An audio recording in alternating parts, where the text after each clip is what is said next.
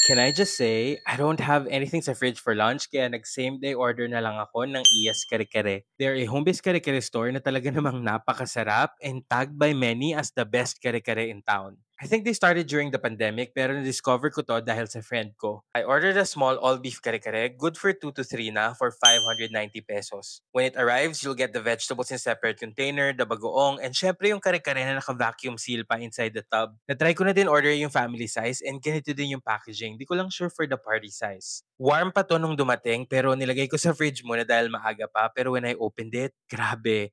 Sobrang nakakatakam. Kitang-kita mo yung vibrant color ng sauce and yung oil na nagsiseparate. When I poured it sa container, grabe, sobrang amoy na amoy yung peanut sauce and the beefy aroma.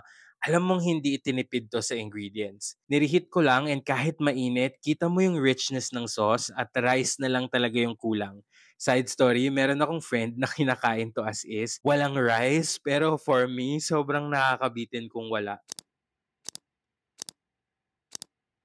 Grabe. Akala ko nalahanap ko na dati yung pinakamasarap na kare-kare until na-discover namin tong Iyas Kare-Kare. Sobrang sarap talaga. Dapat matry nyo to. Order na kayo. Hindi to sponsored pero the best kare-kare talaga. And yes, ito talaga for me by far ang best kare-kare. Halos di mo na kailangan kagatin yung beef dahil sobrang lambot talaga. Hindi matamis yung sauce at nalalasahan mo lang yung perfect harmony ng ingredients. I just hope though na mas maraming vegetables pa sana and sadly wala tong puso ng saging na parang to me dapat staple siya sa kare-kare dish. Kahit na nakakain na ako, grabe, ang dami pa din ng meat. Ito yung totoong for sharing na small order. Usually, no-order ko yung family size and more than enough yung sauce nun. Pero for this small one, medyo nabitin lang kami sa portion ng sauce. Sana dagdagan nila or magkaroon sila ng extra sauce option. If you like to try, sobrang bilis nila mag-reply at ka-transact sa IG page.